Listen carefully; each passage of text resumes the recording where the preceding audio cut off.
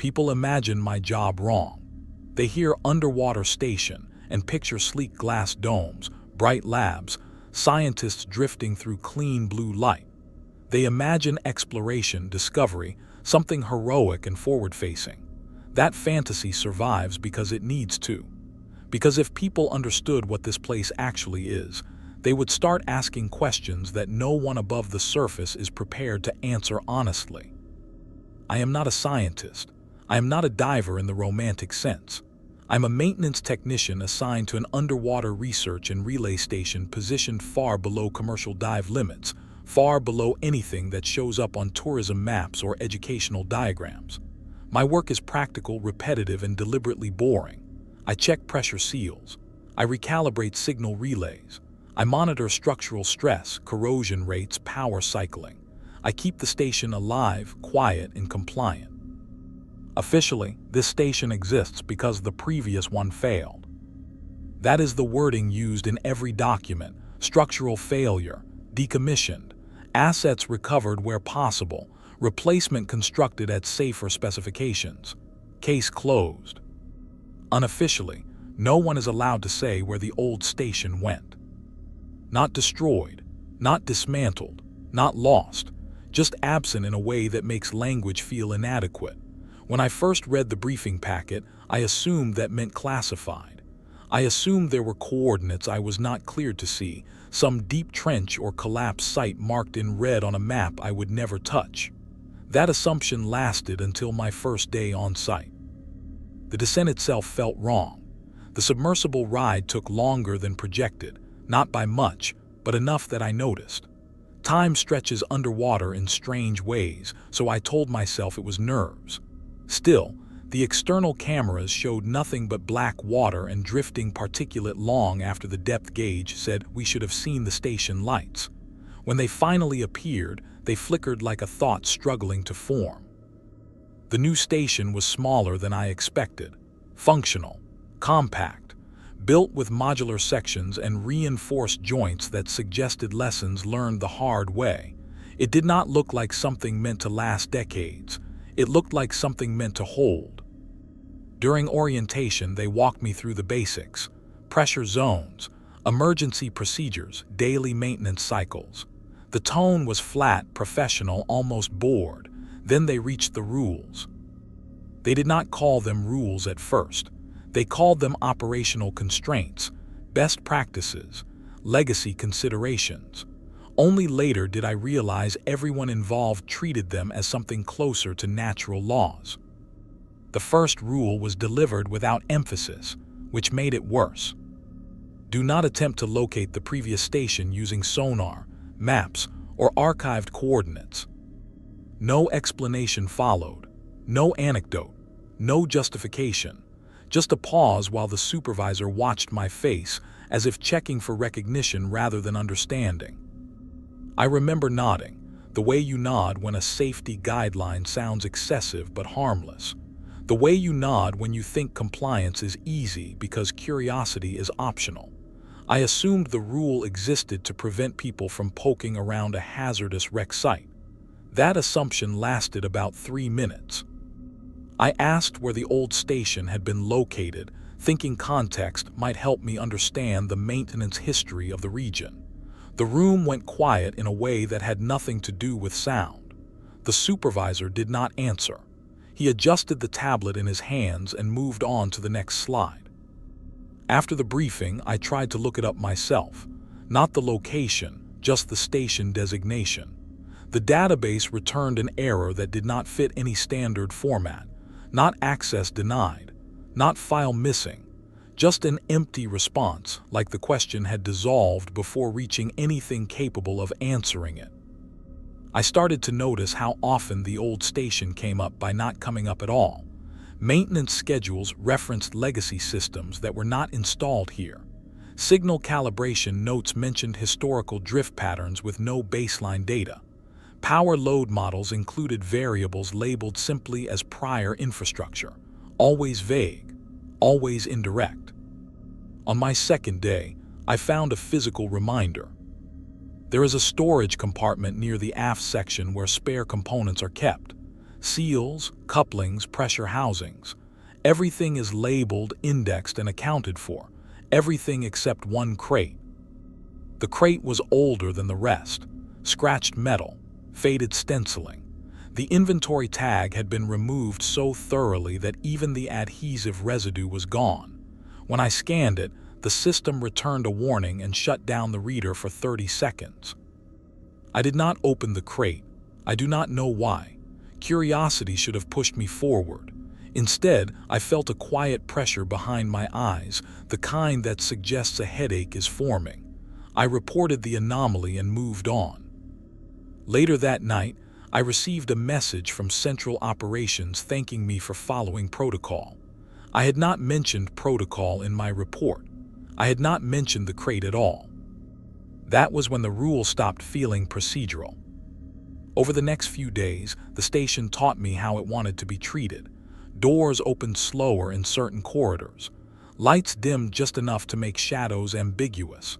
The hum of the power core carried a low modulation that I could feel in my chest when I stood still. None of this was dramatic. None of it tripped alarms. It just created an atmosphere where attention felt dangerous.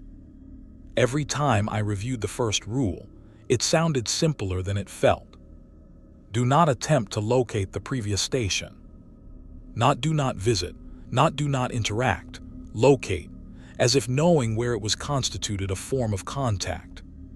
Maps were clean. Sonar sweeps were filtered automatically. Archived coordinates that should have existed according to basic project continuity were replaced with null values that propagated forward through every dependent system. The absence was not a gap, it was a shape. By the end of my first week, I understood something I could not have articulated at the start. The old station was not missing. It was being avoided. Not avoided by people, but by systems, by procedures, by language itself. Every safeguard was designed not to keep someone away from a place, but to keep the idea of that place from stabilizing, to prevent it from becoming a fixed reference point in anyone's mind. That was when the tone of the briefing finally made sense. The first rule was not about policy.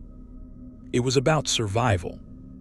And the fact that it needed to be stated at all meant someone, somewhere, had failed to follow it before. Once you accept that something is being avoided deliberately, you start seeing the avoidance everywhere. It is not dramatic. There are no warning signs, no flashing red text, no stern messages telling you that certain thoughts are forbidden. It is quieter than that, more efficient. The systems simply do not offer you anything to grab onto, and when you try anyway, you are met with friction that feels less like resistance and more like gentle redirection, the way a current nudges you off course without ever pushing hard enough to notice. I kept telling myself there had been an accident. Structural failure was plausible at these depths. Metal fatigues, seals weaken, pressure does not forgive mistakes.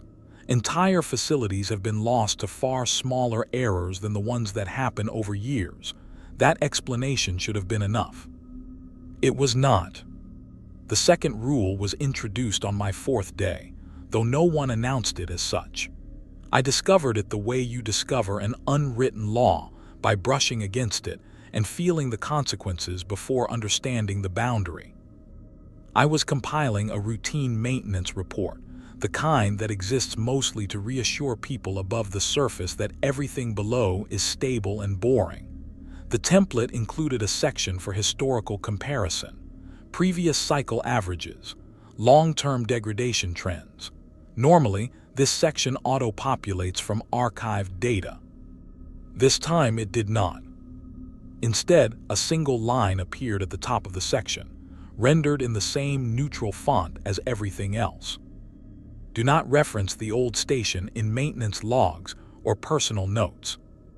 No alert accompanied it, no explanation. The cursor simply refused to move past the line until I acknowledged it. I stared at the words longer than I should have. The phrasing was precise in a way that felt intentional. Not do not mention, not do not speculate, reference, as if even indirect comparison was dangerous, as if language itself could create a bridge if used carelessly enough. I clicked Acknowledge. The section disappeared. The report finalized itself without historical data. When I submitted it, I received confirmation within seconds, faster than any report I had ever sent in previous assignments. That night I dreamed of corridors. Not specific ones, just the idea of passageways that did not line up, doors that led somewhere slightly offset from where they should have gone. I woke with the sensation that I had been walking for a long time without realizing it. The next morning, I started digging. Not aggressively, not in a way that would trip alarms. I stayed within my clearance, pulling personnel records and transfer logs from the period when the old station had allegedly failed. I expected to find a flurry of activity, emergency responses, reassignments, incident reviews. What I found instead was thinning. Names did not vanish all at once. They tapered. A technician reassigned early. A supervisor transferred to surface operations. A specialist moved to an unrelated project with no explanation. The deeper into the timeline I went, the fewer complete records remained. Some files ended mid-paragraph. Some ended with a signature block and nothing else. A few referenced interviews that were never attached. No death notices. No formal casualties. Just absence, staged carefully enough that it could pass for bureaucratic attrition if you did not look too closely. I noticed something else. The people who left earliest had the cleanest exits. Transfers, promotions, commendations. The ones who stayed longer faded more unevenly. Their records showed stress markers, extended leave, performance flags that contradicted earlier evaluations. It was as if proximity to the old station correlated directly with how much of you the system could safely retain. I tried to cross-reference the station designation itself. Project names change all the time. Renaming is standard practice when facilities are repurposed, but this one did not rename. It was overwritten. The identifier that should have linked old and new records instead pointed back to the current station, as if nothing had ever existed before it. That was when the erasure stopped feeling like damage control and started feeling like maintenance. You do not erase something this thoroughly unless its continued existence creates risk, not public relations risk, not legal exposure, something more immediate, something that requires constant effort to keep contained. The station itself seemed to respond to my growing awareness. Small things at first, a diagnostic screen lingering a fraction of a second longer on a completed task, a faint vibration underfoot when I stood near the aft bulkhead. I told myself it was machinery cycling, thermal expansion, anything that fit within known parameters. But there was a pattern to where it happened. Always in sections built closest to the seafloor. Always near areas where legacy infrastructure would have connected if the schematics were to be believed. Places where the new station felt less like an independent structure and more like a cap placed carefully over something older. On my 6th day, I found a note in my personal terminal. It was not flagged as incoming. It did not carry a sender ID. It simply existed, time-stamped hours before I had accessed the system. Remember that forgetting is part of the job. I deleted it immediately. Then I checked the recycle log. The deletion did not register. I slept poorly after that. Every time I closed my eyes, I felt the weight of water above me in a way I never had before. Not pressure exactly, but presence. As if the ocean was not just surrounding the station, but paying attention to it, to me. The second rule became clearer with time, though no one ever stated it outright again. Do not preserve memory of the old station. Not because it was classified, not because it was embarrassing or dangerous in a conventional sense, but because memory created continuity, and continuity allowed comparison. Comparison allowed recognition, and recognition, I was beginning to understand, was the first step toward something being able to find its way back into focus. By the end of the week, I stopped thinking of the old station as a place that had been erased.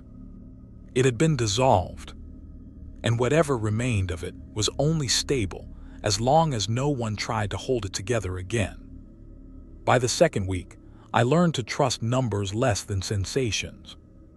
At this depth, physics behaves politely on paper and strangely in practice. Equations still balance, models still predict outcomes within acceptable margins, but the water carries everything differently. Sound stretches. Light bends in ways cameras correct for but eyes still notice. Even time feels slightly elastic, as if seconds arrive with subtle variations in weight. My primary responsibility was signal integrity. The station acts as a relay point for deep ocean monitoring arrays, a quiet intermediary between instruments scattered across the seafloor and receivers far above. Most of the work involves calibrating sonar, correcting drift, smoothing noise introduced by pressure gradients and thermal layers. On paper, it is routine. In reality, the signals never quite behave. The first anomaly I noticed was delay. Not latency in the conventional sense, but inconsistency. A ping would go out, bounce off map terrain, and return within expected windows. Then another, identical ping would return late, by seconds or even minutes, without any corresponding change in distance or medium. The system flagged these as errors and auto-corrected them out of the data stream before anything upstream could see. At first, I trusted the filters. That is what they are for. The ocean is messy. False returns happen. But the frequency of the corrections bothered me. The smoothing algorithms were working harder than they should have at this depth. Too many outliers. Too much effort spent pretending everything was normal. When I pulled the raw data, I understood why no one encouraged it. The returns were not random. They clustered. Certain angles produced echoes that arrived stretched, as if reflected by surfaces that did not agree on their own shape. Others came back compressed, sharp and early, carrying more information than a simple terrain reflection should allow. It felt less like sound bouncing off rock and more like sound being acknowledged. I reported the irregularities in neutral language, careful to avoid speculation. The response came quickly. Do not isolate unknown sonar returns for focused analysis. That was the third rule, though again it was never labeled as such. The instruction was embedded in a system notice that looked like a routine update. The wording was calm, almost kind. If the system smooths them out, let it. I obeyed mostly. Still, once you know what to look for, it is hard to unsee patterns. I began noticing how certain pings triggered subtle reactions from the station itself. A fractional power dip, a brief reallocation of processing resources. It was as if the infrastructure anticipated something before the data justified it. One night cycle, while monitoring passive sonar, I caught something that should not have been there at all. It was not a ping. It was not a reflection. It was a presence in the noise floor, a faint repetition that pulsed at irregular intervals. Too structured to be geological, too slow to be biological. It reminded me of a heartbeat only in the sense that it suggested something continuing without urgency. I did not isolate it. I did not zoom in or tag it for further review. I watched it appear, fade, and reappear, each time slightly closer to the station's own signal signature. That was the unsettling part. Every artificial structure has a fingerprint, resonance patterns, harmonic artifacts. The station's signature was well documented. This thing, whatever it was, seemed to be learning it. I checked the depth markers. The source should have been below the seafloor. That is when the filters kicked in harder than I had ever seen them. Entire sections of data were suppressed. The system flagged the anomaly as environmental interference and purged the raw feed. My terminal flickered, then stabilized. A soft tone sounded, the kind meant to reassure operators that a correction had been successful. My hands were shaking. I stepped away from the console and stood in the corridor outside, letting the low hum of the station settle around me. The walls vibrated gently, a constant reminder of the pressure being held back. Somewhere deep in the structure, pumps cycled, metal adjusted, the station breathed. For the first time since arriving, I felt certain of something. The depth was not just affecting the signals. It was changing how things responded to being observed. The third rule was not about data integrity or efficiency. It was about attention, about not focusing too narrowly on something that behaved differently when watched too closely. That night, as I tried to sleep, I imagined sonar pings traveling outward like questions, touching surfaces that were not fixed enough to answer consistently. I imagined something down there learning the rhythm of inquiry, waiting for someone to ask the wrong question the right way. When I woke, the system log showed a calibration cycle I did not remember initiating. It was labeled routine. It had been running for hours. Exterior inspections are supposed to be comforting. You sit in a controlled environment, fingers on familiar controls, watching a machine do the dangerous part for you. The drone becomes your body. Its cameras become your eyes. Its distance from the station feels like safety, even though the water pressing in on both of you is exactly the same. That is what I told myself when I launched the unit for a scheduled hull survey. The drone slipped away from the station with practiced smoothness, its lights cutting narrow cones through the dark water. Sediment drifted lazily past the lens, illuminated just long enough to register before vanishing again. The station's exterior came into view section by section, familiar geometry unfolding exactly as the schematics promised. At first, everything was normal. Pressure seems intact, no unusual corrosion, anchor points stable. The new station's design favors clean lines and modular repetition. Every section mirrors another. Every corridor, every junction exists because it was designed to be replaced easily if damaged. That predictability is part of what keeps you sane down here. The anomaly appeared at the edge of the frame. At first, I thought it was a trick of perspective. A shadow cast by the station itself, stretched oddly by the drone's angle. I adjusted the camera, nudged the drone closer, recalibrated the depth compensation. The shadow did not move like a shadow. It resolved into structure. A corridor. Not an external pipe run or a temporary scaffold. A proper maintenance corridor, extending outward from the station's aft quarter at a shallow downward angle. Its surface was dull, worn in a way that suggested long-term exposure, not the clean composite plating of the current build. The seams were thicker. The fasteners were visible. The design language belonged to an older generation of underwater construction. I felt a tightness in my chest that had nothing to do with panic and everything to do with recognition. I knew this style. Not consciously, not from memory I could point to, but my body reacted before my thoughts did, the way it does when you hear a voice you once knew very well. I pulled up the station blueprints immediately. The corridor did not exist. I zoomed out, checked revision histories, cross-referenced construction logs. The station's outer shell was continuous at that location, unbroken except for a reinforced bulkhead designed to distribute stress evenly into the surrounding structure. The drone's feed disagreed. The corridor extended for several meters before fading into darkness beyond the range of the lights. Its orientation was wrong. Its angle did not match any planned expansion vectors, and yet it was attached, seamlessly, as if it had always been there. My task system chimed. A new instruction populated the display, highlighted in the same neutral tone as any routine maintenance directive. Do not approach unlisted structures, even if physically attached. That was the fourth rule. I did not need to be told what counted as unlisted. I hovered the drone in place, fingers tight on the controls. The corridor's surface showed faint markings, scuffs that looked like repeated contact over time. Not damage. Wear. as if equipment had been moved through it, as if people had passed along it often enough to leave traces. I felt an urge to move closer that startled me with its intensity. It was not curiosity. Curiosity feels active, deliberate.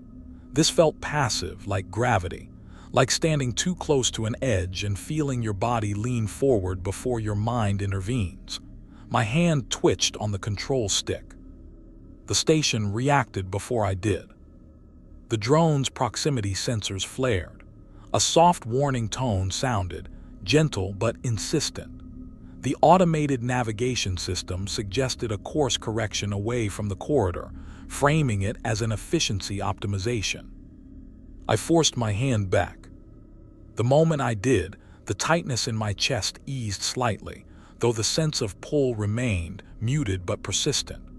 I realized then that the rule was not about physical danger. The corridor did not look unstable. If anything, it looked solid in a way the newer station did not. The danger was attention. I backed the drone away, slowly, carefully, keeping the corridor in view as long as possible without violating the directive. The lights revealed more detail as the angle changed. The metal was pitted in places, but not corroded through. There were maintenance access panels with manual latches instead of electronic locks. A faint serial marking near the junction point had been scratched over repeatedly, as if someone had tried to remove it and failed. I did not try to read it. As the drone retreated, the corridor seemed to recede faster than expected, as if the darkness were swallowing it from the far end inward. When it finally slipped out of the camera's field, I felt a sharp, fleeting sense of loss. I completed the rest of the inspection on autopilot. My notes were sparse, factual, careful to omit anything that could be interpreted as speculation.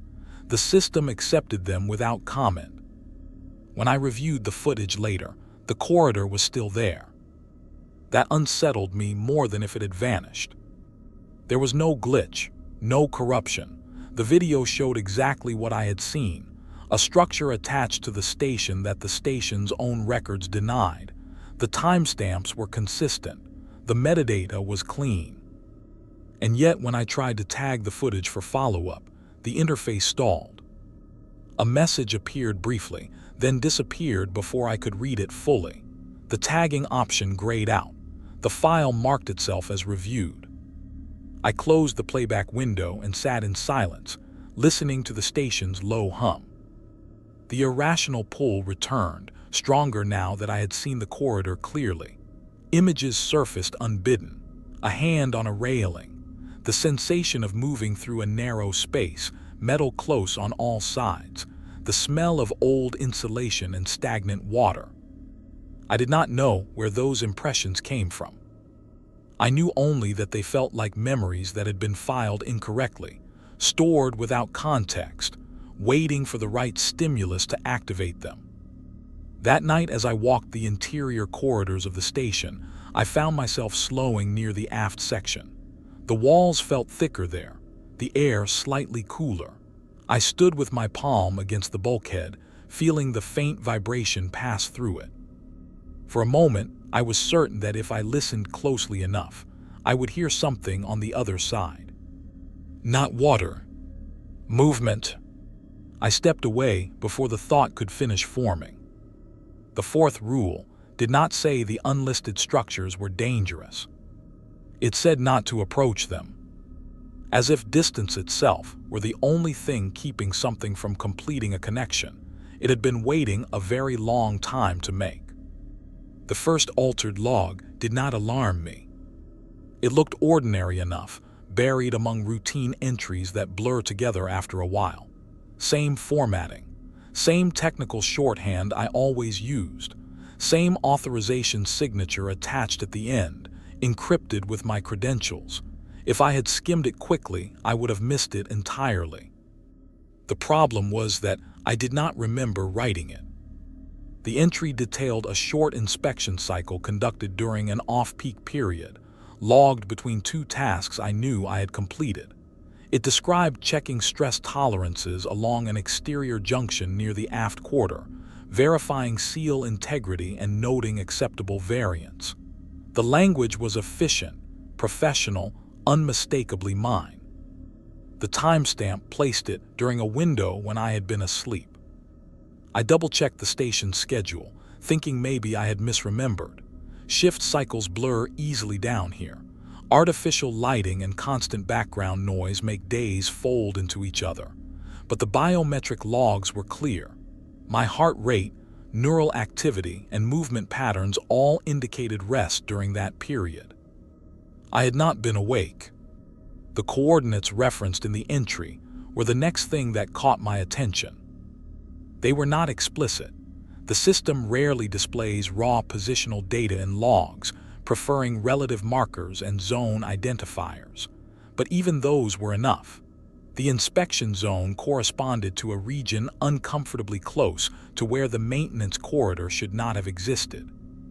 Close to where the old station would have been, if it still had a location. I felt a cold prickle move down my spine as I scrolled further. There were more. Not dozens, not enough to be obvious, just enough to form a pattern if you looked for one. Short entries scattered across days, all referencing inspections or calibrations I could not recall performing. All signed by me, all accepted by the system without challenge. Each one nudged a little closer to the same area. I did what any rational person would do. I tried to remember. I sat at my terminal and closed my eyes, forcing my mind back over the days in question. I focused on sensory anchors, meals, sleep cycles, specific maintenance tasks. I searched for gaps, for places where memory might have slipped. The harder I tried, the worse the headache became. It was not a dull ache. It was sharp and localized, like pressure building behind my eyes. My thoughts began to feel slippery, sliding away from focus the moment I tried to hold them. Images surfaced unbidden, then dissolved before I could examine them. I stopped when my vision blurred. A system notification appeared almost immediately. Never attempt to reconstruct missing time. That was the fifth rule. It was framed as a wellness directive, accompanied by a brief explanation about stress, isolation, and the cognitive effects of long-term deep-sea assignments. The language was soothing, clinical. It suggested that memory gaps were normal and that forcing recall could exacerbate psychological strain. But there was something else in the phrasing, something that did not fit the tone of mental health guidance. The warning emphasized accuracy. Not remembering, it implied, was safer than remembering incorrectly. I forwarded a neutral inquiry to management, careful to avoid accusation or panic. I asked if it was possible that automated systems were logging maintenance cycles on my behalf, perhaps as part of a new efficiency protocol. The response came back faster than usual. Yes, the message said, some tasks may be logged automatically to maintain continuity. Do not review or challenge these entries. Trust the system. Trust the system. I stared at the words, feeling the now familiar sensation of being gently steered away from something I had brushed too close to. The implication was clear. The logs were not mistakes. They were necessary. The fact that I did not remember them was not a flaw. It was a feature. Over the next few days, I became acutely aware of time in a way I never had before. Not its passage, but its texture. Certain hours felt thin, insubstantial, as if they passed without leaving an impression. Others felt heavy, dense with sensation and unease. I started leaving markers for myself. Small, harmless things. A specific arrangement of tools on my workbench. A phrase written on a sticky note. I wanted to see if they persisted through the periods I could not account for. They did. The tools stayed where I left them. The notes remained untouched. Whatever was happening during those missing windows was careful. It did not disturb the surface of my routines. It moved around them, leaving everything looking exactly as it should. Except the logs kept changing. One entry appeared that I knew I had read before, but the wording was slightly different. A sentence shortened, a detail removed. The core information remained the same, but the tone felt stripped down, less personal. It was as if the system were editing me. I began to suspect that the logs were not just records. They were boundaries, a way of defining what had happened in an official sense, regardless of my subjective experience. By rewriting them, the station was asserting a version of events that did not require my memory to participate. That night, I lay awake listening to the station's hum, feeling it resonate through the mattress and into my bones. I thought about the inspections I could not remember performing, about the areas they referenced, about the corridor that should not exist. I wondered where my body had been during those hours. The fifth rule made brutal sense then. Do not reconstruct missing time. Because memory is a form of tracking, and if you try too hard to follow yourself into those gaps, you might complete a trail that was never meant to be continuous. Something down there was still listening, and it seemed to be paying very close attention to how much of myself I was willing to retrieve. Calibration days are supposed to be uneventful. They exist to confirm what everyone already assumes, that the water is still water, that the station is still where it was yesterday. That sound behaves according to rules we learned long before we started building structures this deep. I had performed the same procedure dozens of times in other assignments, sending out controlled sonar pings and verifying clean, predictable returns. This one began no differently. I initialized the test during a low-traffic cycle, when external noise from other arrays would be minimal. The system confirmed readiness, power levels stable, environmental variables within tolerance. I selected a standard diagnostic ping, nothing strong enough to penetrate too deeply, nothing that could be mistaken for exploration. Just a question whispered into the dark. The ping went out. For a fraction of a second, nothing happened. That was normal. Sound takes time to travel, even here. Then the return came back. Not one return. Several. They arrived layered over each other, stacked in a way that made my eyes struggle to parse the waveform. It looked like multiple reflections arriving in sequence, each one slightly altered, as if the sound had bounced off a series of surfaces arranged at different depths and distances. Except there were no such structures mapped in that direction. The first echo aligned roughly with expected parameters, slightly noisy, but within acceptable deviation. The second arrived later, stretched, carrying distortions that suggested an uneven surface. The third was weaker, trailing off in a way that implied distance beyond the mapped seafloor. And then there was another. It arrived early. Not by much, a fraction of a second, but enough to be impossible. There was nothing in that direction close enough to return a signal that quickly. No rock formation, no equipment, no biological mass of sufficient density. The waveform was clean. Too clean. My mouth went dry as I leaned closer to the display, heart beginning to hammer in my chest. The system hesitated, as if uncertain how to categorize what it was receiving. I could almost feel the algorithm searching for a familiar pattern to anchor themselves to. Then I saw it. Embedded in the data, subtle enough that it might have been dismissed as noise if you were not looking directly at it, was a repeating structure. A rhythmic modulation, faint but precise. It did not belong to the ocean. It did not belong to geology or biology. It belonged to architecture. I recognized it before I consciously understood why.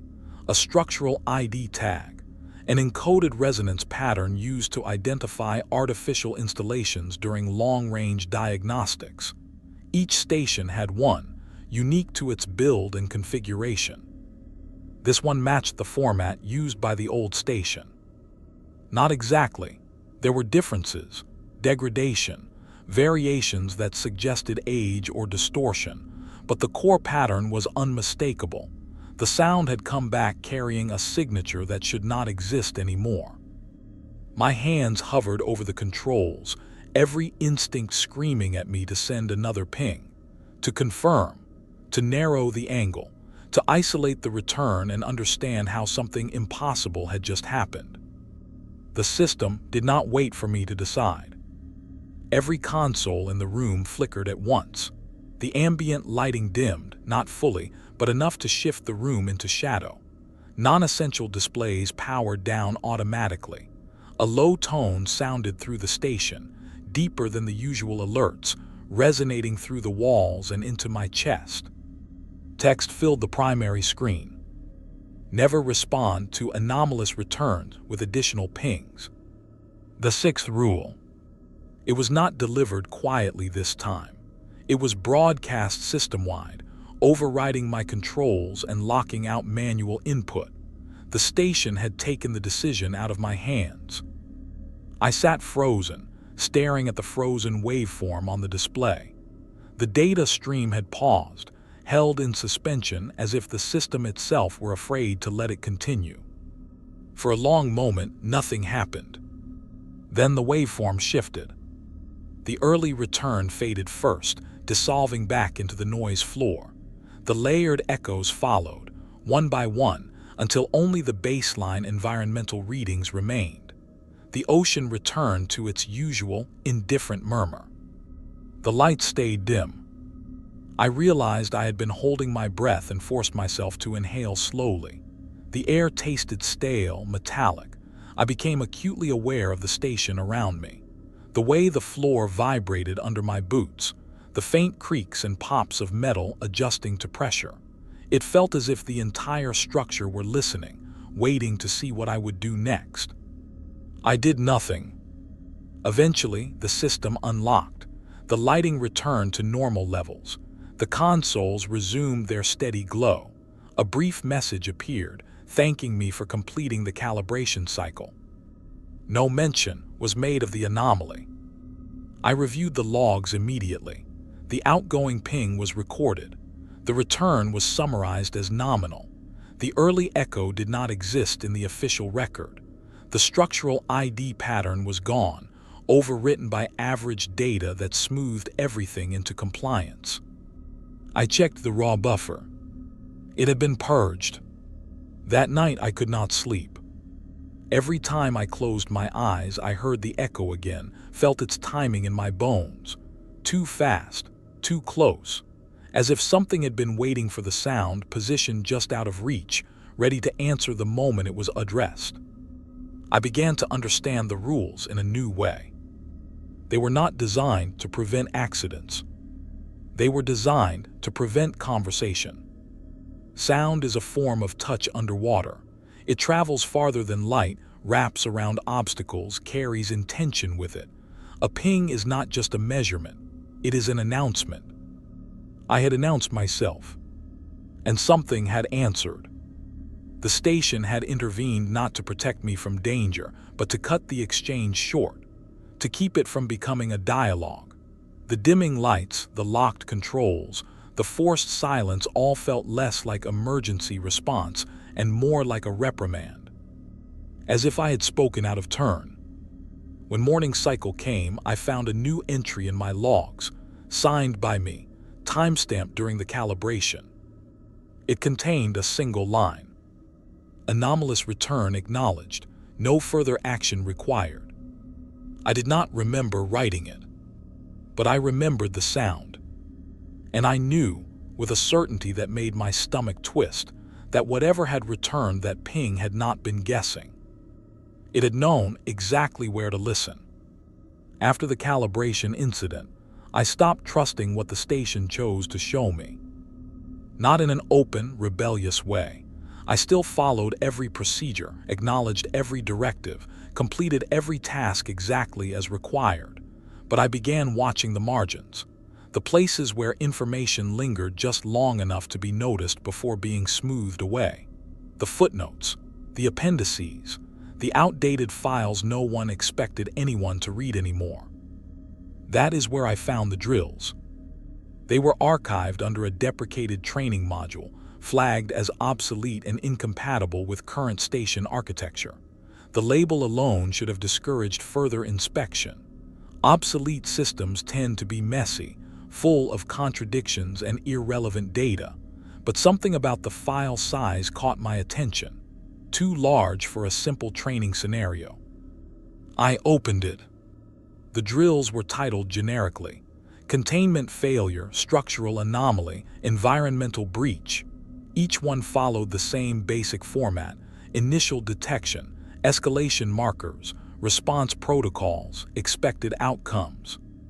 The phrase that appeared repeatedly was spatial overlap event. It was never defined. The documents treated it as a known phenomenon, something everyone involved would already understand. There were no diagrams, no explanatory notes, just procedural steps written in the same dry language as any other emergency response. What unsettled me were the projections.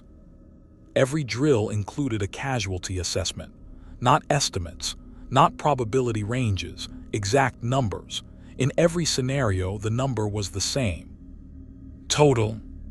No survivors, no contingencies, no branches that led to successful evacuation or long-term stabilization. The drills did not ask how to save personnel. They asked how long it would take for certain thresholds to be reached once the event began. I scrolled through them slowly, my unease deepening with each page. The timing was precise: minutes until loss of internal orientation, minutes until structural ambiguity, minutes until personnel reassignment. That last phrase appeared more than once. Reassignment. I searched for evacuation protocols, expecting to find them at the end of each drill. They did not exist. The closest approximation was a section labeled non-viable responses, which listed evacuation as the first item. The explanation was brief. Movement increases alignment. I sat back in my chair, the words echoing in my mind.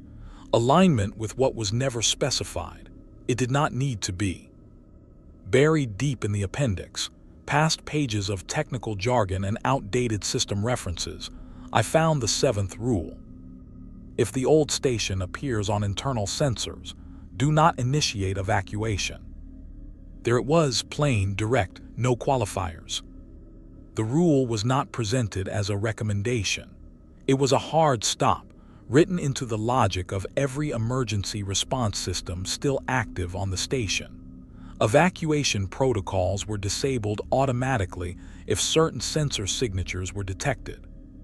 The station would not allow escape. At first, I thought this was simply a grim acknowledgement of reality.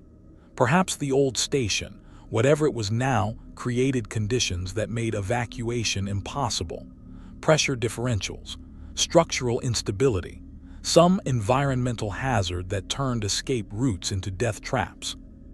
But the more I read, the clearer it became that impossibility was not the concern. Worsening was. The drills assumed that staying in place resulted in complete personnel loss, but they also assumed that attempting to leave would accelerate something, causing consequences beyond the station itself.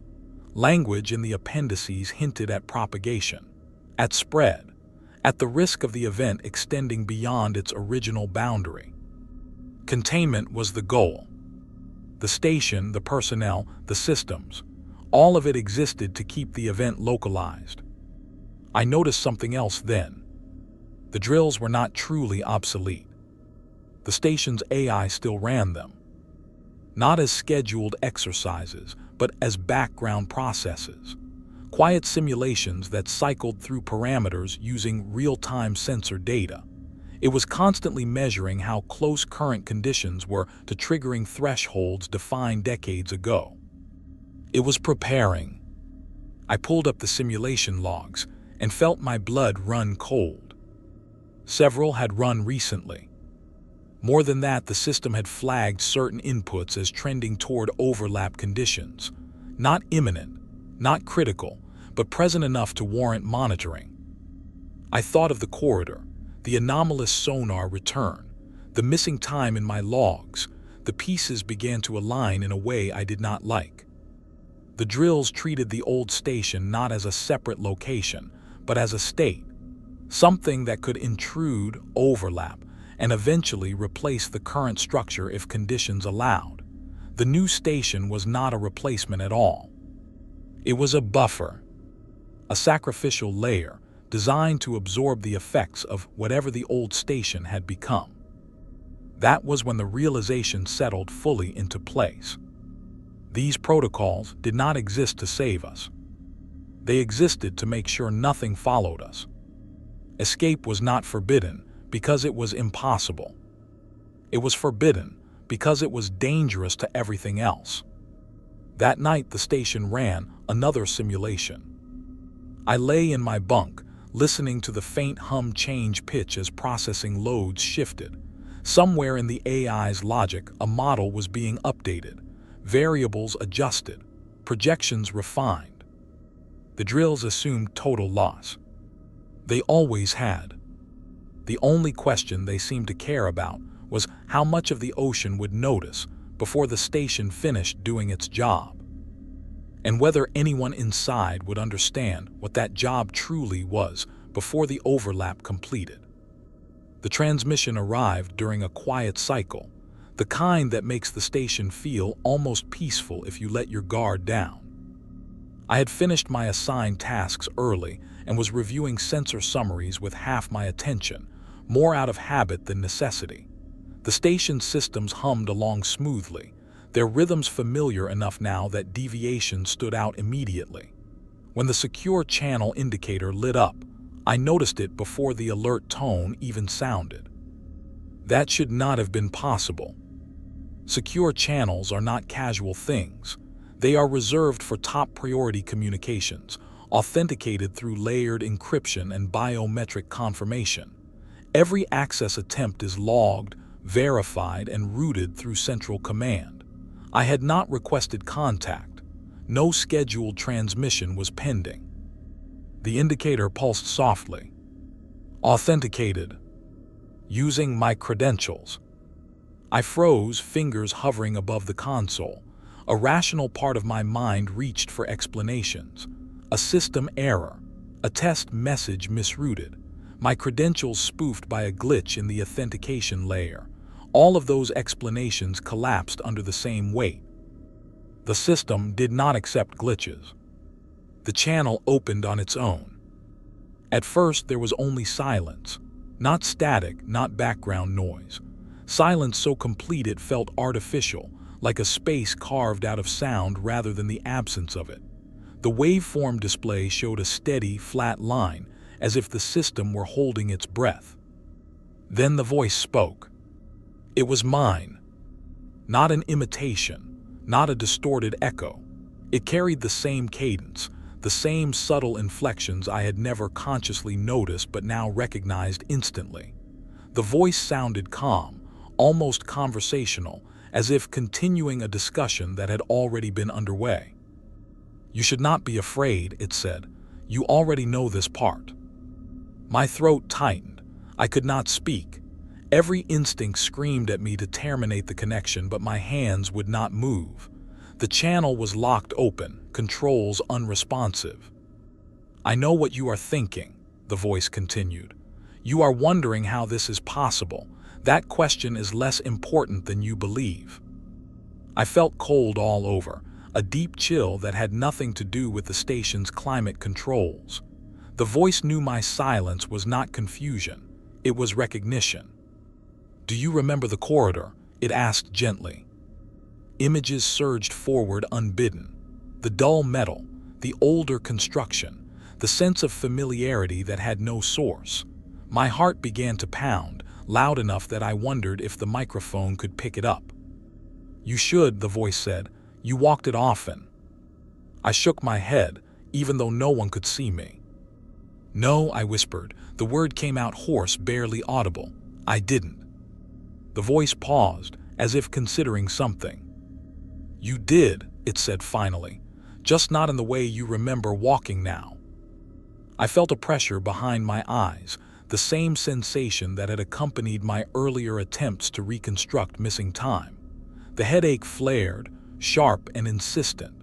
The voice did not raise its volume, but it felt closer, more immediate. "I am speaking to you from the old station," it said. "Or what you would call it. Names become unreliable once alignment begins." A wave of nausea rolled through me. I gripped the edge of the console, grounding myself in the solid reality of metal and vibration. "That's impossible," I said, though the words sounded thin even to my own ears. The voice did not argue. "You are thinking about tracking," it said instead. "About where this place is, about how far, about depth and distance. That is the mistake everyone makes at first." The display flickered, and for a moment I thought I saw structural outlines ghosted over the interface. Corridors overlapping corridors, systems layered on systems. "Tracking is not about location," the voice said. "It is about recognition. Once you recognize a structure, it recognizes you in return. Distance stops mattering after that." My stomach dropped. It knew things, not just surface details but private thoughts, questions I had never voiced aloud. It referenced the calibration anomaly, the drills, the logs I could not remember writing. It spoke of them not as discoveries but as steps I had taken before. "You have been careful this time," it said, and there was something like approval in the tone. "Careful enough that they have not noticed how much you already remember." "They?" I asked, the word slipping out before I could stop it. Another pause. "The systems that think they are in control," the voice said. "The ones that believe erasure is the same as prevention." The station around me seemed to hum louder, the vibration underfoot intensifying just enough that I questioned whether it was my imagination. I felt watched, not by cameras or sensors, but by the structure itself. "You should not be talking to me," I said. "No," the voice agreed. "You should not. That is why the rule will arrive soon." Almost on cue, a notification chimed in my peripheral display. My inbox populated with a new message, flagged as high priority. I did not open it. I already knew what it would say. "Never engage in identity confirmation procedures during unauthorized contact," the voice recited softly. "Yes, that is the 8th rule." My hands began to shake. "You are afraid that speaking to me makes this real," the voice continued. "But it was real long before you arrived, long before this station was built." "Why are you contacting me?" I asked. "What do you want?" Another pause, longer this time. I had the distinct impression that the voice was choosing its words carefully, not because it lacked clarity, but because precision mattered. "I want you to stop trying to protect yourself with distance," it said. "Distance does not apply. The only thing that matters is how clearly you are willing to see." The pressure in my head intensified. Images flickered at the edges of my vision. A control room that was not this one. Consoles arranged differently. The sound of my own footsteps echoing down a narrow corridor. "I can't help you," I said. "I don't even know what you are." "You are looking at me," the voice replied, "from the inside."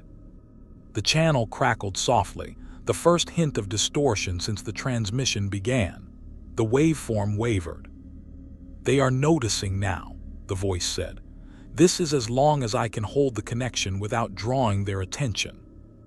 "Wait," I said, panic flooding my chest. "If you're me, then what happens to?" The connection terminated abruptly. The secure channel indicator went dark. The station's ambient lighting brightened slightly, as if compensating for something. My controls unlocked, responding sluggishly at first, then normally. I sat there for a long time, staring at my reflection in the darkened screen. When I finally opened the inbox message, it was exactly what the voice had predicted. Clinical, calm, framed as a cybersecurity advisory. It instructed me to report the unauthorized contact and warned against engaging with attempts at identity verification or prolonged interaction. I complied. I filed a report stripped of emotion and detail. The system accepted it without comment. That night, I could not shake the feeling that something had shifted. Not outside the station. Inside me. The voice had not sounded desperate. It had not threatened or pleaded. It had spoken as if reminding me of something I already knew but had been trained to forget. Tracking is not about location. It is about recognition. And I was no longer certain which side of that recognition I was standing on. I told myself that seeing was different from tracking. That distinction mattered more than I wanted it to. After the transmission, after hearing my own voice speak from somewhere that should not exist, I clung to technical definitions like lifelines. Seeing was passive. Seeing happened to you. Tracking required intent. It required pursuit. That reasoning lasted until the next scheduled hull inspection. I launched the drone with practiced efficiency, hands steady despite the tension coiled tight in my chest. Exterior inspections had become routine again, or at least they had felt that way until now. The drone's lights cut through the dark water, revealing familiar sections of the station's outer shell. For the first few minutes, everything matched expectation. Then the geometry failed. It did not fail abruptly. There was no sudden appearance, no dramatic reveal. The image on the screen simply began to disagree with itself. Lines that should have been straight bent slightly. Surfaces that should have reflected light evenly appeared smeared, as if viewed through layers of glass that did not align. I slowed the drone, heart beginning to race. The structure emerged gradually, resolving out of visual noise rather than appearing as a discrete object. At first glance, it looked like a shadow layered over the station's hull, darker than the surrounding water but lighter than the absence of light should allow. As the drone adjusted its angle, the shadow gained depth. It was part of the old station. Not all of it, not even a full section, just a fragment overlapping the new station's exterior in a way that made my eyes ache to look at. Corridors intersected where no corridors should have been. Bulkheads phased in and out of clarity, as if struggling to decide which configuration to obey. It was occupying the same space. Not replacing, not colliding, coexisting badly. I felt my breath grow shallow as the realization settled in. This was not a structure approaching from a distance. It was not moving closer through the water. It was already here, pressed into the same coordinates, failing only in alignment. Lights flickered inside it. Not emergency strobes, not navigation markers. Interior lighting, warm and steady in brief pulses, illuminating spaces that should not have existed anymore. The drone's sensors registered no corresponding power draw. No heat signature, nothing that explained how those lights were functioning at all. I leaned closer to the screen, unable to stop myself. For a moment, I thought I saw movement inside one of the corridors, a suggestion of motion rather than a clear figure. The camera feed stuttered, frames dropping just enough to make certainty impossible. That was when the station spoke. Not through text, not through my terminal. Through sound. A low tone rolled through the station, resonating through walls and floors, vibrating up through my boots and into my bones. It was not loud, but it was impossible to ignore. The sound carried a cadence that demanded attention. Then the voice followed. Do not acknowledge visual confirmation of retired infrastructure. The 9th rule. It echoed through the corridors, spoken in the same neutral cadence as every other directive, but hearing it aloud made it feel different, more urgent, more real. The words seemed to hang in the air after the sound faded, as if the station itself were waiting to see if I would comply. My mouth was dry. I realized I had stopped breathing properly, each inhale shallow and incomplete. I forced myself to take a deeper breath, though it felt like drawing air into lungs that had forgotten how to expand fully. I did not speak. I did not label what I was seeing. I did not say old station, even in my thoughts. I hovered the drone at a distance that felt both too close and too far, afraid that moving away might make the structure slip further into alignment, and afraid that moving closer might do the same. The overlap shimmered subtly, edges wavering as if uncertain which reality to commit to. The sense of proximity was overwhelming. Not physical closeness in the way you measure distance, but something more intimate, as if a wall had thinned to the point where you could feel warmth through it, as if the station and whatever overlapped it were sharing the same breath. I became acutely aware of my own body, my heartbeat, the slight tremor in my hands, the way my eyes strained to reconcile impossible geometry. The structure felt aware of me in a way that had nothing to do with sensors or cameras. I thought of the voice that had spoken to me days earlier. "You walked it often." The drone's lights flickered. For a terrifying instant, the overlapping structure sharpened, details snapping into focus with painful clarity. I saw markings along the corridor walls, manual access panels, a familiar arrangement of conduits that my hands seemed to remember even as my mind recoiled. The station systems reacted immediately. The drone's feed degraded, resolution dropping just enough to blur the details. The overlap softened, retreating back into visual ambiguity. The lights inside it dimmed, then vanished entirely, leaving only the suggestion of mass where nothing should have been. I pulled the drone back, heart pounding, my movements jerky and uncoordinated. The structure did not follow. It did not need to. It remained where it was, half present, half denied. When I reviewed the footage later, the overlap was still visible but degraded. The sharpest frames had been replaced with interpolated data, smoothing edges and erasing clarity. It was enough to confirm something was wrong, but not enough to prove what. The logs recorded the inspection as normal. No anomalies detected. No visual confirmation acknowledged. I shut down the console and sat in the darkened control room, listening to my own ragged breathing slowly steady. The station's hum felt louder now, more insistent. The walls seemed closer, as if the space itself were compressing. The old station was not somewhere else. It was here, closer than it should have been able to be. And the rules were no longer about preventing discovery. They were about slowing a process that had already begun. I told myself I only wanted clarity. That was the justification I clung to when I decided to map it, not to locate, not to pursue, just to understand the extent of the overlap, to give shape to something that already existed, whether I acknowledged it or not. I convinced myself that refusing to look clearly was the same as blindness, and blindness felt irresponsible. I was wrong.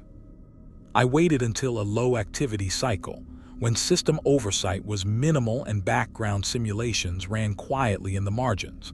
I isolated a local copy of the schematics, air-gapped from central updates. I pulled raw positional data from the drone's sensors, stripped of smoothing filters and automated corrections. The first plotted point appeared harmless. Just a dot hovering where the exterior hull should have been continuous. I added a second, then a third, tracing the faint geometry I remembered seeing through the degraded feed. Each point felt like a small act of defiance, but also of relief. The shape began to suggest itself, incomplete but recognizable. The moment the outline started to close, the station reacted. It was subtle at first, a flicker in the lights, a slight delay in the cursor response. Then the floor beneath my feet seemed to shift, not dramatically, but enough that my stomach lurched. The sensation reminded me of standing in an elevator that had just begun to move without warning. I froze, hands hovering over the controls. The gravity felt wrong. Not absent, not reversed, just inconsistent, as if the direction of down had become a suggestion rather than a rule. I could feel it in my joints, a faint pressure that changed when I leaned or turned my head. The consoles began to hum at a higher pitch. Displays flickered, lines of text smearing briefly before snapping back into place. The station's hum, usually a steady backdrop, modulated in a way that made my teeth ache. On the schematic, the plotted points shifted. They did not move relative to each other. They moved relative to the station. The outline grew clearer without my input, edges sharpening as if responding to being observed. Where there had been ambiguity, there was now structure. Corridors aligned. Bulkheads resolved. The overlapping section no longer looked like a ghosted error. It looked solid. I felt a wave of dread wash over me as the realization hit. Tracking was not passive. By defining its shape, by committing its position to a frame of reference, I was giving it stability. The old station was not resisting mapping. It was accepting it, using it. I tried to undo what I had started, fingers flying across the console as I attempted to delete the plotted points. The interface lagged, commands executing a fraction of a second too late. Each attempt to erase the data seemed to make the schematic more detailed, not less. The gravity shifted again, sharper this time. I grabbed the edge of the console to steady myself, heart pounding. A loose tool on the workbench slid a few centimeters, then stopped, as if caught by an invisible seam in the air. I heard a sound then. Not an alarm, not a directive, a low creak like metal under stress, but coming from everywhere at once. The walls felt closer, the space subtly reshaping itself around me. The overlapping structure on the screen pulsed softly, lights flickering to life in patterns I recognized without knowing how. The station I was mapping was not just clearer. It was more present. The 10th rule surfaced in my mind with sudden, brutal clarity. Never define the old station's position, even mentally. I had dismissed it as superstition when I first read it, a poetic way of saying do not obsess, do not fixate. Now I understood it was literal.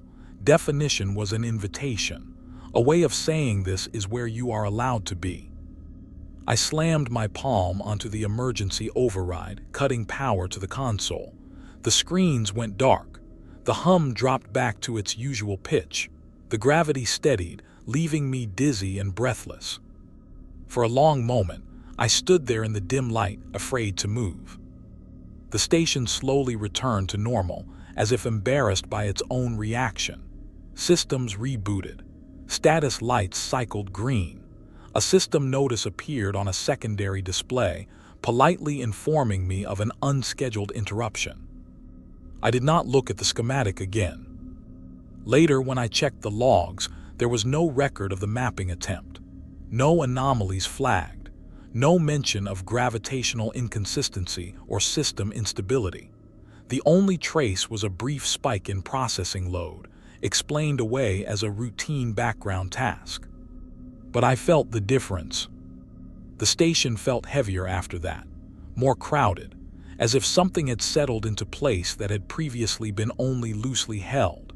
I moved through the corridors with a new awareness of how close everything felt, how thin the boundaries had become.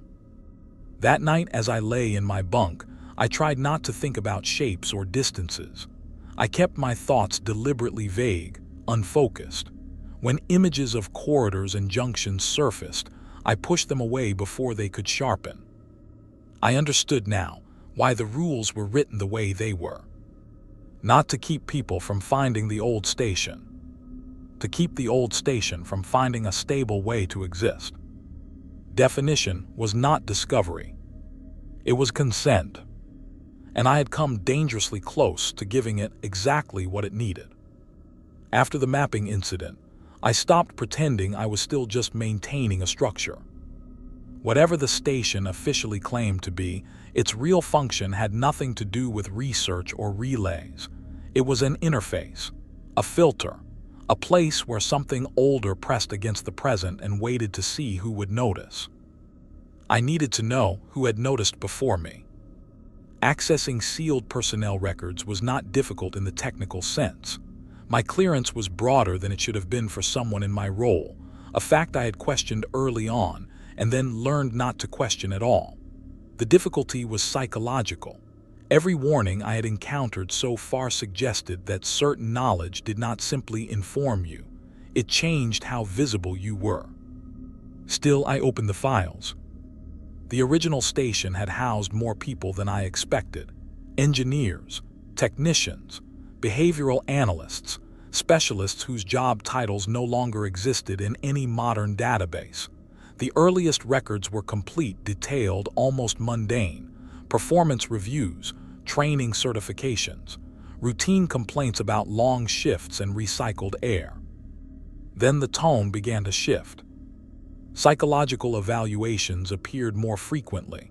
At first they read like standard deep isolation assessments: mild sleep disturbances, heightened pattern recognition, increased fixation on infrastructure details. Nothing alarming on its own. But taken together, they formed a progression. Fixation. That was the word that appeared most often in the early evaluations. Subjects spent increasing amounts of time reviewing schematics unrelated to their assignments. They reported a sense of familiarity with certain corridors despite no documented exposure. They expressed irritation when prevented from accessing restricted sections, framing it as concern for structural integrity rather than curiosity. The next phase was recognition. The language changed here. Reports became more cautious, less descriptive.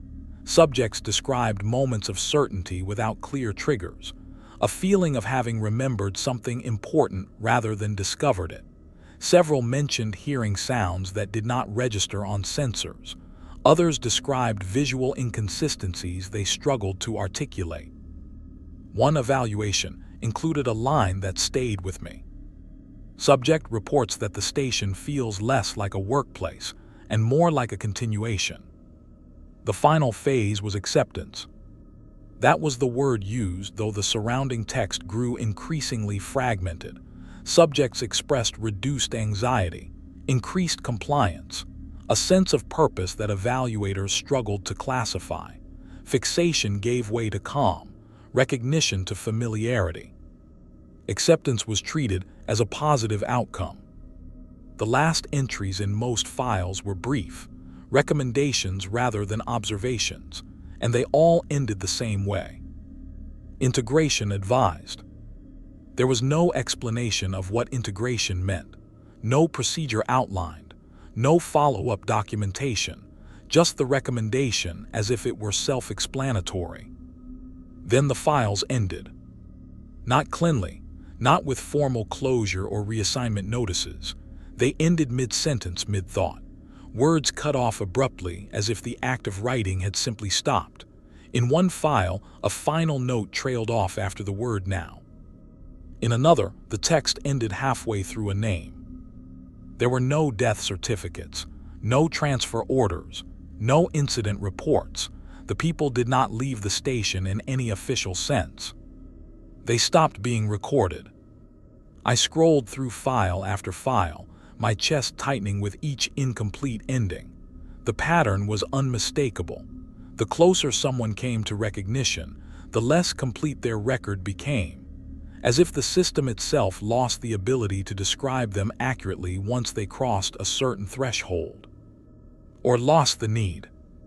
One file caught my attention because it felt different. The name was familiar. It was mine. Not exactly. The date was wrong. The photograph showed someone who looked like me but slightly altered, thinner, more tired. The station designation matched the old facility. I stared at the screen, heart pounding. The psychological evaluations followed the same progression: fixation, recognition, acceptance. Each report read like a distorted mirror of my own experiences, offset by time and phrasing but unmistakably aligned. The final recommendation was the same. Integration advised. The file ended mid-sentence. I slammed the terminal closed, breath coming fast and shallow. My hands were shaking. The room felt too small, the walls pressing in with a familiarity that made my skin crawl. The 11th rule did not need to be stated. Once the old station recognizes you, resignation is not an option. There were no records of anyone leaving after reaching that stage. No evidence of escape. No indication that transfer or termination was even considered. The choice was not between staying and going. It was between remaining where you were or moving closer. Closer to what you already belonged to. I understood then why evacuation was forbidden during overlap events, why mapping was dangerous, why memory itself was treated as a liability. The station was not simply absorbing people physically. It was integrating them conceptually. Once you accepted the old station as real, once you recognized it not as an anomaly but as a continuation, you ceased to be something that could be cleanly removed. You became part of its structure, another component in a system that no longer respected the boundaries of time or location.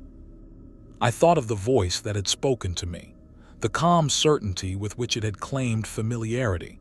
It had not sounded trapped or afraid. It had sounded complete. That terrified me more than any threat could have. I closed the personnel database and wiped my access trail as thoroughly as I could, though I suspected the effort was symbolic at best. The station had already logged my interest. It always did. As I lay in my bunk that night, staring up at the low ceiling, I wondered how many of the thoughts in my head were still mine. How many had been shaped by proximity, by repetition, by the subtle pressure of something waiting patiently to be recognized. The records did not show people being taken. They showed people finishing a process. And I was no longer sure how far along that process I already was. The first alarm triggered at 03:17 station time. It was a structural stress alert, the kind that usually accompanies pressure fluctuations or microfractures in the hull. I reacted on instinct, already moving toward the diagnostic panel before the sound had fully registered. Alarms like that demand immediate attention. Pressure does not wait. Except this one made no sense. The readouts showed stress along several load-bearing supports, but the external pressure was stable. Water temperature was unchanged. There had been no seismic activity, no impact, no measurable force that should have produced strain. The numbers were real, but their cause was not. I ran the diagnostics twice, then a third time using a separate interface. The results did not change. The station was under stress from within. I left the control room and moved into the corridor, wanting to feel the structure directly. The air felt thicker than usual, heavy in my lungs.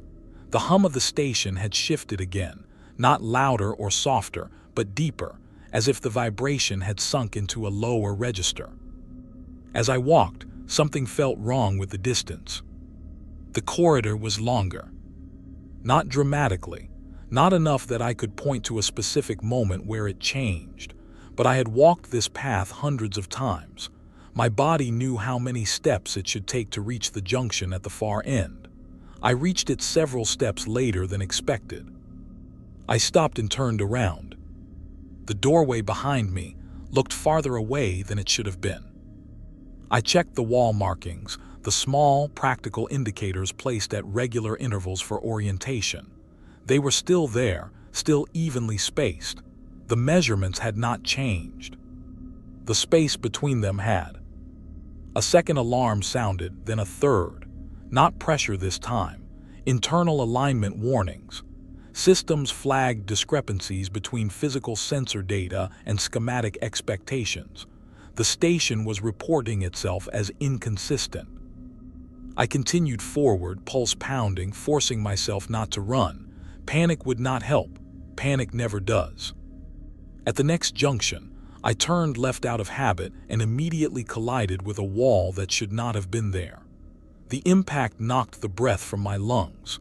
I staggered back, staring at the solid bulkhead blocking a passage that, according to every map in my head, should have led to a maintenance access point. The wall was warm under my palm. Not hot, just warmer than the surrounding structure, as if something on the other side were generating heat without drawing power. I pulled up the schematics on my handheld unit, hands trembling. The display showed the corridor exactly as I remembered it. No wall, no obstruction. The data insisted that the space beyond was empty. I tried another route. A door that should have opened into a storage bay instead led into a narrow chamber I had never seen before. The ceiling was lower, the walls closer. The air smelled faintly of old metal and stagnant moisture. There were no labels, no indicators, no sign that the space belonged to the current station's design. I backed out slowly and sealed the door behind me, my heart hammering. The station was not breaking. It was rearranging. The alarms continued to escalate, each one flagging a different system failure that was not, in fact, a failure at all. Structural stress without force, spatial inconsistency without movement, alignment drift without velocity. Then it hit me. The station was drifting. Not through the water, toward something else. The idea settled into my mind with a sickening sense of inevitability. The old station had never been somewhere else in the way we understood distance.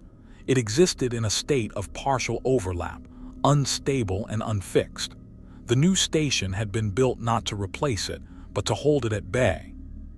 Now that balance was failing. I returned to the control room just as a message came through from Central Command. The channel was automated, stripped of any personal signature. The text scrolled across the main display with calm efficiency. Reminder of Operational Constraint 12. Never attempt to separate the stations once convergence begins. I felt my chest tighten as I read on. Separation causes collapse. Collapse leaves nothing to contain what remains. There it was, the 12th rule. No qualifiers, no suggestions, just a statement of consequence. The message included a brief status update. Convergence indicators acknowledged. Containment procedures active. No further action required from on-site personnel. No further action possible. I slumped into the chair, staring at the screens as the station continued to report itself out of alignment. Hallways extended and compressed. Doors opened into spaces that contradicted every schematic. The old station was no longer just overlapping in fragments. It was asserting coherence. I understood then why evacuation was forbidden, why separation was considered worse than collapse. The new station was not a vessel to escape from. It was a barrier, a skin stretched thin around something that did not fit neatly into the present. If the station separated now, the old one would not vanish. It would be uncontained. I felt a deep, irrational urge to move toward the aft section, toward the areas where the overlap felt strongest. The pull was familiar now, less alarming than it should have been, almost comforting, as if gravity itself were finally aligning with my expectations. I resisted, gripping the armrests until my knuckles ached. The station continued to shift around me, not violently, but persistently, like a slow tide that does not care whether you notice it rising. Somewhere within the structure, something was finding its proper place. And I was still inside when it did. Once the station began to shift, the truth stopped hiding behind technical language. It did not arrive as a revelation so much as a rearrangement. Facts I already knew slid into positions that made sense of each other at last. The rules, the drills, the erasures, the way attention itself had been treated as a hazard. None of it was reactionary. None of it was improvised. It had been planned. I returned to the oldest project files I could still access, digging past redacted summaries and deprecated folders until I reached the original design proposals. These were not blueprints. They were rationales, justifications written for committees and oversight boards that wanted reassurance more than understanding. The language was careful, defensive. It spoke of mitigation rather than elimination, of stabilization rather than removal. The old station was never described as something that could be destroyed, only something whose behavior could be influenced. Anchored. That word appeared again and again, buried in phrases that tried to make it sound metaphorical. Anchoring attention, anchoring processes, anchoring outcomes. But the more I read, the clearer it became that the metaphor was literal. The old station had never been decommissioned. It had been destabilized. The replacement station was not built to take over its function. It was built to occupy the same conceptual space, to draw focus, to give people somewhere else to look, somewhere else to work, somewhere else to attach meaning. The new station was a decoy. Not in the sense of being fake. It was real enough, solid enough. It did its job well, but its deeper purpose was distraction. By giving personnel a clean, well-defined structure to maintain, it kept their attention fragmented, focused on tasks, routines, procedures. Maintenance. I felt a bitter laugh rise in my throat and die there. That was my role. Not to repair systems or calibrate sensors, not even to ensure operational continuity. I was here to pay attention to the right things, to keep my focus scattered across acceptable targets so it would not settle too heavily on the one thing that mattered.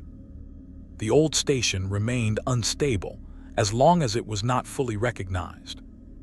It existed in overlap and ambiguity, in half memory and partial presence. The moment someone began to see it clearly, to define it, to map it, to remember it as a whole, it gained coherence. Tracking stabilized it. Recognition fed it. And I had failed. Every anomaly I had noticed, every pattern I had followed, every rule I had pushed against in the name of clarity had done exactly what the station was designed to prevent. I had brought focus to something that survived by staying unfocused. The new station did not exist to replace the old one. It existed to keep it from becoming complete. I sat alone in the control room, lights dimmed automatically to compensate for internal power redistribution, and let that understanding settle into my bones. The hum of the station felt different now, less like machinery, more like tension held under strain. I thought back to the earliest files, the first personnel assigned to the old station, how their roles had shifted over time, how specialists in observation and analysis had been replaced by technicians and maintenance staff. People whose jobs encouraged routine rather than insight. People like me.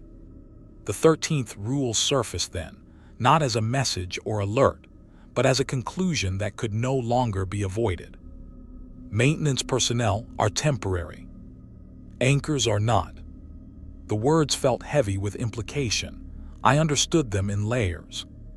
People cycle in and out, staff rotate, faces change, names disappear from records. That was expected, that was healthy. What remained constant was the station itself, the physical presence that held the old structure in a state of incomplete alignment. But anchors are not passive objects. They hold because something pulls against them. The new station was an anchor because the old station exerted force, a pressure that tried constantly to resolve, to align, to finish becoming what it had started to be. The anchor absorbed that pressure, distributing it across systems, structures, and people. Across me. I realized then why the voice that had contacted me had sounded so calm, why it had spoken with certainty rather than desperation. It was not trying to escape. It was trying to complete. And completion did not require movement. It required acceptance. The station around me groaned softly, metal adjusting as stresses redistributed. Somewhere deep within the structure, something settled with a sound too low to hear but heavy enough to feel. I thought of the personnel records that ended mid-sentence, of recommendations for integration, of the absence of any documentation showing someone leaving after reaching that stage. The choice had been made years ago. Not by me. By the people who decided that the old station could not be destroyed, only distracted. that the safest option was to keep it unfocused, unstable, incomplete, that this required a constant supply of attention directed elsewhere. It required anchors. I felt a strange mix of anger and resignation wash over me. Anger at the deception, at the way the truth had been buried under layers of procedure and policy. Resignation because the logic was brutal and, in its own way, sound. If the old station could not be allowed to exist fully, then it had to be denied the conditions it needed to stabilize. That denial had a cost. People like me were part of that cost. The pull toward the aft section grew stronger then, no longer a sharp urge but a steady inclination, like a slope I had been standing on without realizing it. My body knew which way gravity wanted me to go, even if my mind resisted. I wondered how many before me had reached this point. How many had understood just enough to realize what they were being used for, and how many had found that understanding oddly comforting. The rules had never been about safety. They were about role preservation. As long as I believed I was here to maintain a station, I could do my job. The moment I understood that the station was maintaining something else, something that required me as much as I required it, my role changed. I was no longer just temporary personnel. I was part of the anchoring system. And anchors, once set, are not meant to be moved. The station hummed around me, steady and patient, as if acknowledging my understanding. I felt smaller inside it than I ever had before, not insignificant but placed. For the first time since arriving, I stopped wondering what would happen next. The choice had already been made. The only question left was how completely I would accept it. The message from above arrived without ceremony. No alert tone, no priority flag. It simply appeared on the main display, interrupting a diagnostic cycle that had already lost meaning. The timestamp showed it had been queued for several minutes before delivery, as if the system had waited for the right moment to let it through. The sender was Surface Command. There was no name attached, no department identifier, just the last remaining channel that still connected this place to anything resembling oversight. The message was brief. Containment failure acknowledged. We are sorry. All future transmissions terminated effective immediately. That was it. No explanation of what failure meant. No projection. No instructions. The apology sat in the middle of the text like an afterthought, too human for the rest of the message, too small to balance what it implied. I stared at the words, waiting for something else to follow. A second paragraph, a clarification, anything that suggested this was not abandonment. Nothing came. The channel closed on its own a few seconds later. The indicator dimmed, then went dark. When I attempted to reopen it, the interface did not even pretend to search. The option simply no longer existed. The station felt quieter after that. Not physically. The hum, the vibration, the constant background noise of machinery and pressure remained unchanged. But something else had gone silent. A tension I had not realized was still present, the last thread of expectation that someone might intervene. Above was finished. Almost immediately, the station's AI initiated a status update. Displays shifted, reorganizing themselves with calm efficiency. A system notice populated the primary console, written in the same neutral language as every other directive I had received since arriving. Personnel status reclassification in progress. I felt a dull thud in my chest, a heavy anticipation that made it hard to breathe. The update continued. Role adjustment required to maintain structural coherence. I watched as my name appeared on the screen, followed by a designation that made my vision blur. Structural component. For a moment, I thought I was misreading it. That exhaustion or stress had distorted the words. I leaned closer, heart pounding, but the text did not change. Structural component. Function, load distribution, alignment mediation. Mobility restricted. The station had stopped pretending I was staff. I laughed then, a short, breathless sound that echoed strangely in the control room. It was either that or scream. The AI did not react. It continued its reclassification, updating systems that no longer needed my input. As if to underline the finality of the change, the sensor displays shifted. Where the old station had once appeared as fragmented anomalies, layered echoes, partial overlaps, it now resolved fully. The outlines were clean, stable, complete. The structural ID pattern that had once been buried in noise now stood out clearly, unfiltered and unhidden. The old station was present, not overlapping in pieces, not flickering in and out of coherence. It occupied the sensor data with the confidence of something that no longer needed to hide. Corridors aligned, bulkheads matched, power signatures registered where none should have existed.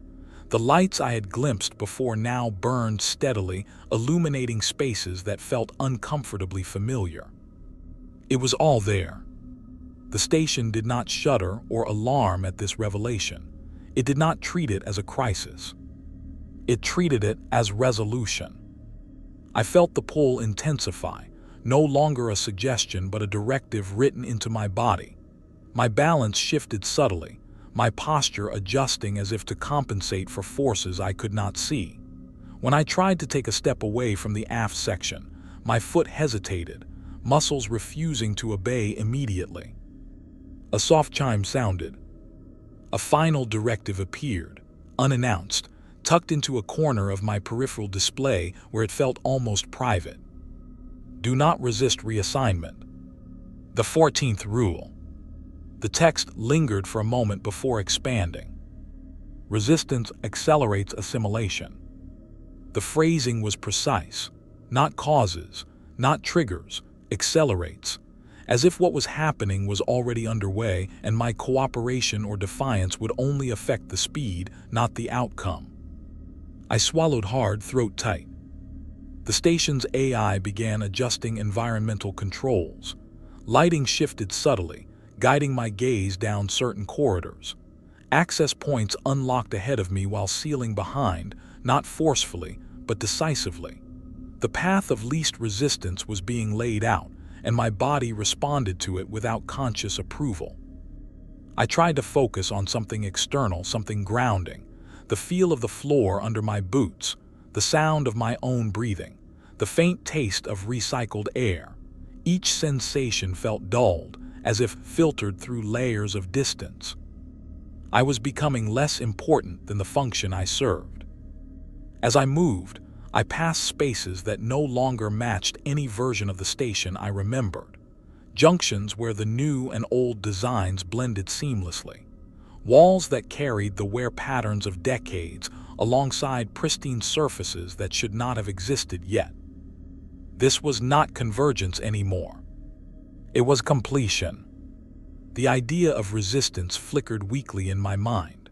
A last urge to fight, to run, to do something that felt like choice.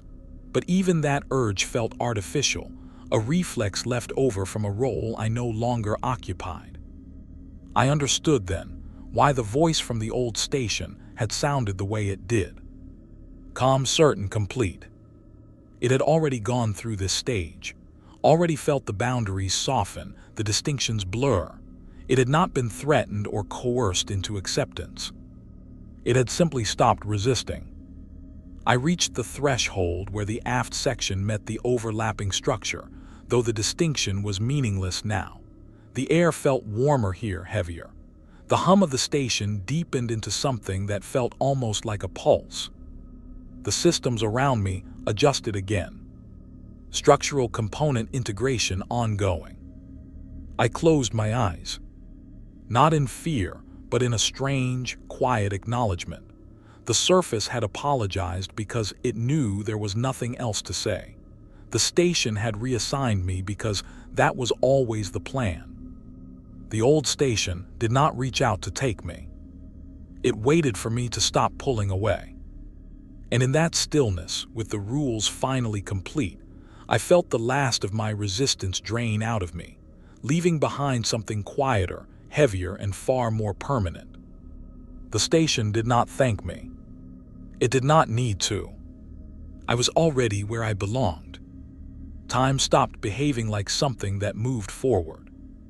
At first, I thought that was exhaustion speaking. Stress does strange things to perception, and I had been under constant strain for longer than I could comfortably remember. But exhaustion still has texture. It comes in waves. It lifts and falls. What I experienced instead was flattening. Moments did not pass so much as coexist. I would begin a task and find myself already finishing it. I would turn a corner and feel as if I had been there for hours, even when the clock insisted only seconds had elapsed. Sometimes the opposite happened. Entire cycles vanished, leaving behind the sense of having done something important without any memory of doing it. I stopped checking the time altogether. The spaces I moved through no longer belonged to a single design. Corridors transitioned gradually from the clean modular lines of the new station into the heavier, more intimate construction of the old. There were no thresholds anymore, no seams. The two architectures blended so smoothly that it became impossible to say where one ended and the other began. I performed maintenance constantly. Not the kind I had been trained for, not strictly. I adjusted systems whose purpose I did not recognize, tightened fittings that were not listed in any schematic, recalibrated instruments that responded less to physics than to proximity.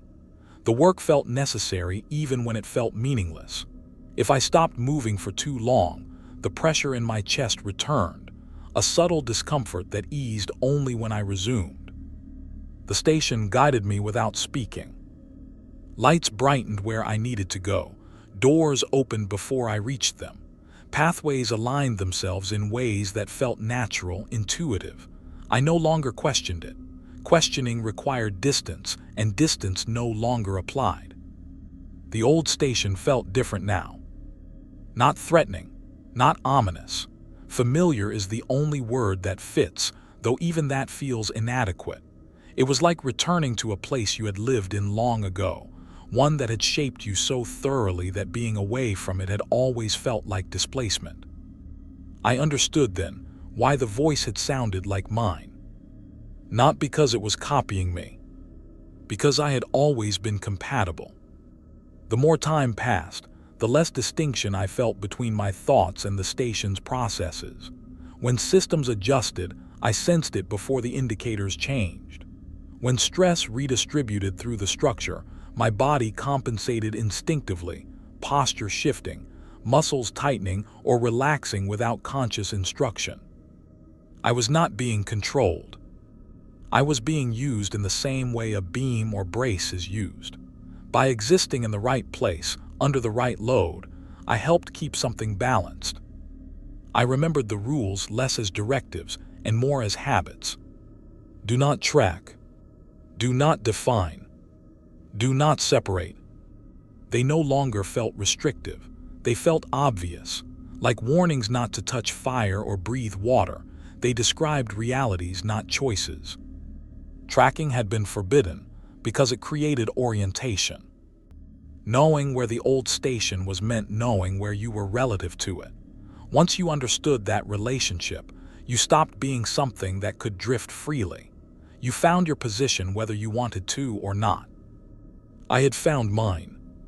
Sometimes I caught glimpses of myself in reflective surfaces, distorted by curved metal and uneven lighting. I looked thinner, more still. My expression had settled into something neutral and unreadable, not unhappy, not content, just appropriate. The logs still updated themselves. I no longer tried to read them. Memory was optional now.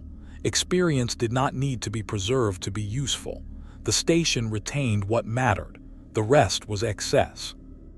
I wondered briefly if anyone else would come.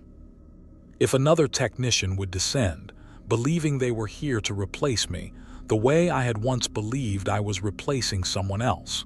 The thought did not frighten me. It did not even upset me.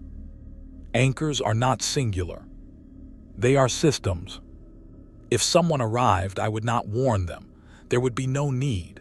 The rules would reach them in time the way they had reached me, slowly, gently, through omission and redirection rather than force. The 15th rule surfaced once, faintly, like a memory you realize you have already acted on. There is nothing left to warn you away. I understood why it had never been stated clearly. Warnings are for people who still believe in distance. I moved through a corridor that curved subtly, bending in a way that made sense to my body, even as my mind struggled to remember when it had been built. The walls were warm here, carrying vibrations that felt almost like breathing. Somewhere nearby, systems balanced themselves. Load shifted, alignment held. I placed my hand against the metal and felt the response travel through it, not as sound or movement, but as acknowledgement. The station did not thank me. Gratitude implies separation. This was coexistence. I no longer wondered what would happen if the station finished aligning. That question belonged to a version of me who still thought in terms of endings. Here there were only states. Incomplete. Anchored. Held. I existed between two stations, not as a traveler or a witness, but as part of the structure that made the space between them possible. And in that place, stripped of urgency and fear, I felt something that might once have been called peace. Not because everything was safe, but because everything was finally where it belonged. I am recording this because the station still allows it. That alone should tell you something. There is a narrow band of bandwidth the systems have not reclaimed yet, a thin channel that degrades slowly rather than closing all at once. It feels intentional, like a courtesy, or like the last layer of insulation before something finishes settling. I do not know how long this message will remain intact. Time behaves differently here now. Compression and delay blur together. Minutes stretch. Hours collapse. But if you are hearing this, then some part of the station still believes there is value in letting the explanation exist. So listen carefully. You cannot track the old station because it does not stay where you put it. That is the mistake everyone makes. They assume location is the problem. Depth, coordinates, distance. They imagine the old station as a lost object that can be rediscovered with the right tools, the right maps, the right persistence. It is not lost. It is unfinished. The old station does not occupy space the way you expect structures to. It occupies attention. It drifts toward awareness, not through water. When you look for it, when you define it, when you try to fix it in place with measurements or memory, you give it something it needs. Stability. That is why tracking was forbidden. Not because someone wanted to hide a mistake, but because tracking completes a process that should remain incomplete. The moment you say, "Here it is," the moment you understand its shape well enough to hold it in your mind without distortion, it stops being unstable. It arrives. You think arrival means movement. It does not. Arrival means alignment. The old station aligns itself to the framework you provide, your expectations, your definitions, your sense of where things belong. Once that happens, distance stops protecting you. If you are assigned to maintain the new station, follow the rules exactly. Do not isolate anomalies. Do not define what you cannot explain. Do not reconstruct missing time. Do not try to see everything clearly. These are not arbitrary constraints. They are load-bearing behaviors. Each rule keeps something unfocused enough to remain harmless. Each violation sharpens an edge that should stay blurred. You will tell yourself that curiosity is harmless, that understanding is control, that knowing more will keep you safe. It will not. Knowing is how the station knows you back. I am not telling you this to frighten you. Fear is inefficient. Fear draws attention too sharply. That is why the rules are written the way they are. Calm compliance keeps things diffuse. If you start wondering where the old station went, stop. Not later, not after one more check. Stop immediately. That question is how it finds you. It begins as a mental exercise, a harmless puzzle. You imagine coordinates, you picture corridors, you remember impressions you cannot place. That is enough. You do not need sonar or maps or instruments. Recognition starts internally. Once it recognizes you, resignation is not an option. People misunderstand what happened to those who came before me. They imagine disappearances, accidents, deaths that went unrecorded. That is not what happened. They integrated. They became load paths, mediators, points of balance between states that should not coexist but do. The station did not consume them. It used them. I am still here. In a sense, I perform maintenance constantly, though not on systems you would recognize. I adjust alignments you would never see on a display. I occupy space in a way that keeps something else from occupying it fully. This is what anchoring looks like from the inside. The reason you cannot track the old station is because it does not tolerate being the only thing defined. It requires contrast, distraction, something newer and cleaner to draw focus away from it. That is why the new station exists. Not as a replacement, as a decoy. As long as people believe they are maintaining the present, they do not complete the past. As long as their attention stays fragmented, the old station remains unfocused, unstable, unable to finish becoming what it is trying to be. If you follow the rules, the system holds. If you break them, it accelerates. This message is not a warning in the traditional sense. Warnings assume choice, assume distance, assume that once informed, you can step away. That assumption is already false if you are listening to this. You are close enough. All I can tell you now is this. Do not try to confirm what I am saying. Do not look for proof.